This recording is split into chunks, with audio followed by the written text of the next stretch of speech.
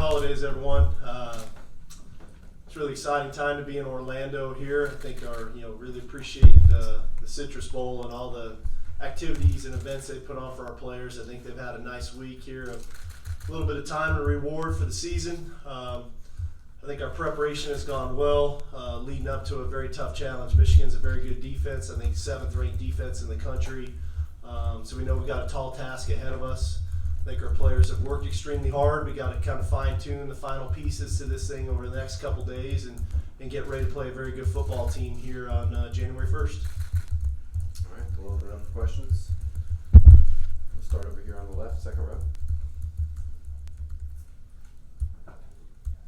For Sark and for DeVonta, what impresses each of you, starting with DeVonta, about the Michigan secondary? Just how crafty they are. They can switch it up. They can be physical. They can be patient, and just the things that they do, they switch it up, keep you guessing, and have you just wondering like, okay, what is he going to do this time? I think from a scheme standpoint, I think Coach Brown does an excellent job of, they've got a lot of man-to-man principles they play, and as DeVonta said, they're crafty at corner. I think 24 and 1 are both crafty in their man-to-man skills, but they do a really good job in their scheme of mixing it up, mixing up different zone covers that match up into man coverages. So I think the challenge for the wideouts is their releases and how they're running specific routes, and then also for the quarterback because of the variations of coverages. A quarterback's got to be on point of where his progression and where his reads need to go. Third row right on the aisle. Tony Sakalas, fan excited to come to DeVonta. We just talked with Coach Gaddis. How influential is he in your development as a receiver? Well, I mean, every receiver coach that came in has taught all of us something different. So it's just depending on the type of coach they are. He's more the technical one, so he kind of taught us more the technical things of being a receiver. We're going to go over on the left, third row. Sorry. Where have you seen Mac improve the most throughout this season? And since he took over as a starter, how has he made this team his own?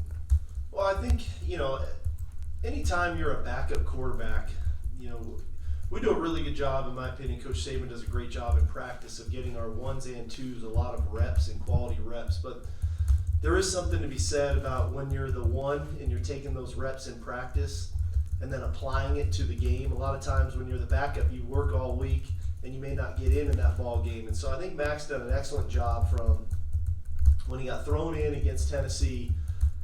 That's a different formula. And then all of a sudden you get the week to prepare, you become the starter against Arkansas, and you get those reps, you get those looks, and then you go out and perform. I think it naturally just builds confidence. And with his confidence, as that has built, in my opinion, throughout the year with Mac, I think the confidence in his teammates for him has grown. I think the receivers, the offensive line, all of a sudden those guys see number 10 go in there, make throws against Auburn where guys are breathing down his face at critical moments on third down, getting conversions. So I think that's where he's grown. I think he's translated the practice to the game, built his own confidence, and then in turn that's built the confidence in his teammates and him as well. We're going to go in the far right in the center.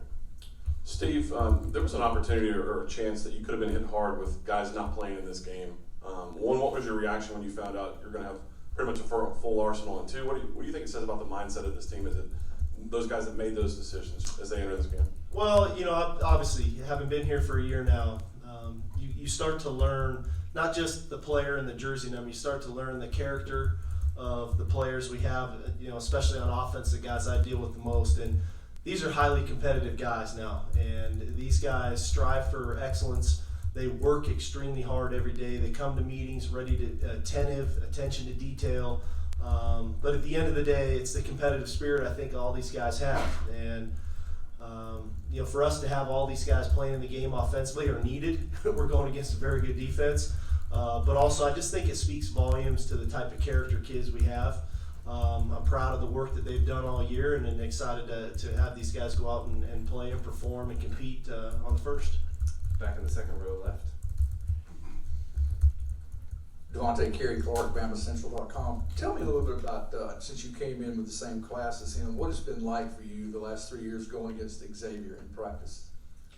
Just knowing that you have the other side being just as competitive as you, he's a perfectionist, so like he always wants things to be perfect. And I know that if I'm going out to practice, I know he's going to match my intensity every day. So just going out there, having that, it just makes both of us better. Third row, far right. Steve, I imagine your paths crossed with Jim Harbaugh when you were in Washington. Could you describe your relationship and your interactions with him and your impressions? Well, I think Jim's an excellent football coach. I mean, he's done it on every level, from University of San Diego to Stanford to the 49ers, now with Michigan. I mean, he's a fantastic coach, very intense guy. The one thing, his teams always play hard. They're physical, they're tough, and well coached, good schemes. And I saw it as a head coach from both sides of the ball. Obviously, I'm seeing it now from a defensive perspective, but I imagine they play well and coached well on offense and a physical outfit. So really good coach, really good competitor. Excited for the challenge to go against him again. Stand on the right in the middle. Michael. Steve, now your second time back at Alabama. What will be your reflections when you think back on the 2019 season as offensive coordinator? Was a tremendous experience. Like I said, I'm fortunate. I get to go to work every day with really good people, from the top down, from Coach Saban to our offensive staff to our players. I mean, these guys are fun to coach. They want to be great. We try to push them every day, not only from a physical standpoint, but from a mental standpoint. We put things on them at a very high level, and they've responded. And so I'm just appreciative of the opportunity that Coach Saban's given me to come back.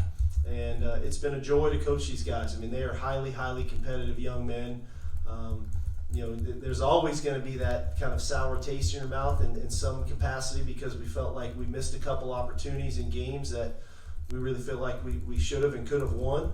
Unfortunately, we didn't get that done. So the reality of it is we get one more opportunity to go show what we're about offensively, and I think our guys are going to be ready to play. Stand on the right, 2 rows up. DeVonta, what have you seen out of Josh Jobe this year? He's an emotional player, obviously. How have you seen him kind of balance the passion that he plays with, but also being disciplined? With Josh, I feel that it's just the will to want to play this game and just the passion he has for it. So with Josh, he go out there, he practices hard every day, and that's just him wanting to do it. So he may get frustrated at times when things don't go his way, but it's not because he's a bad person. It's just because he loves playing football. Over on your far right, second row. Steve, Jim has to make an adjustment from pro style more to a spread. Can you talk about the challenges that go into that from your personal experience, and then also how much is that a necessity now, because players only stay maybe 3 years and go off to the league if they're really good? Well, I've lived that life, all the way back to my days as an assistant at SC. We were a total pro-style offense, and kind of made the transition in my last couple years at Washington. Was in the spread, opened up shotgun world there, SC. Obviously going to Atlanta the last couple years, it was back to the pro-style, but we started to incorporate even more of the spread kind of principles there in the National Football League. And now to be back, I think when you watch us play, and I'm sure when you watch Michigan, the little bit I've seen of them it is spread principles, it is shotgun, but if you dig down deep into it, there's a lot of pro-style offense still involved in what we do and involved in what they do. And I think that's the fine line, that's the balance, because you want to be successful. Our job is to put our players in the best position to be successful on game day. But ultimately, their development as a player is critical too. And your intent and your attitude, your football team. I think one of the challenges is if you keep throwing it, you start to lose some of that foundation as a physical football team. The ability to run the football, the ability to play action pass, to throw the ball down the field. So there is a fine line, and week to week that varies, obviously based on your opponent. I'm definitely a firm believer in the more you do really well, the harder you are to defend. And so, hopefully when you watch us, you can see a real spread type offense, but yet you can see a football team that can still line up and run downhill at you, and then everything in between. And I'm sure they're in that process. I know Coach Gaddis is an excellent coach, and he's got a lot of the background from here as well. So I think that makes it tough to defend when you can do it really well, and it's been a great process for me. I've been fortunate throughout my career to be around really good coaches and really good players to evolve kind of to where we are today. We're gonna go on the left, on the aisle. Ainsley Lee with Florida Citrus Sports. Coach Brown called you guys like the top 3 to 5 like receiving group that he thinks he's ever coached against. What do you think set you guys apart both on and off of the field? Let me take it. I'll follow up. Just how the passion that we have for it, and just the will to want to go out there and dominate. Just when we're out there, we're going to try and just play not only for us but for everybody. And so, and just like we always try to be, we're one of the smaller receiver groups, and we always try to be physical and try to play bigger than what we are. So I just feel like just the will to want to do it. You know, I'll follow up with that. I think these guys have an extremely high football IQ. Not only are they physically gifted, not only are they really great competitors, they're tough. Their football IQ is very high, and as a coach, that makes it enjoyable to coach them because you can put different things on them, you can move them around, you can coach conceptually rather than just one person. This is what you do on this play, and these guys eat it up. And it starts with guys like Smitty and Ruggs and Jerry, but it works its way down through the entire group with Waddle, Shavers, Slade Bolden, Mechie, Ziggy. All these guys have started to embrace this. It's bigger than just me releasing at the line of scrimmage. It's big picture, it's scheme, and that makes it fun for us to coach. Final question, third row on the left.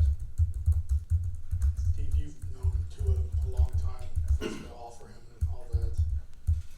What was your reaction, obviously, seeing him suffer that injury, and how have you seen him rebound so far last several weeks?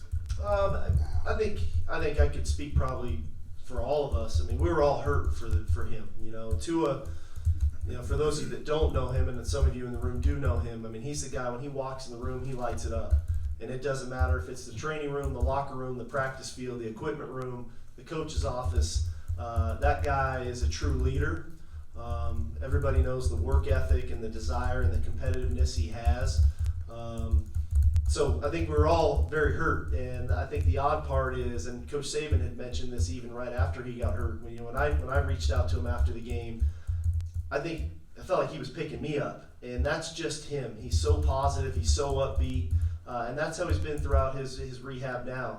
He's in really good spirits. I don't think there's a guy who supports Mac more than Tua, but that's who the guy is, and wherever his future holds for him, this guy's going to be successful in life, and I think as coaches, that's all you can ask for. How much would you like to coach him another year?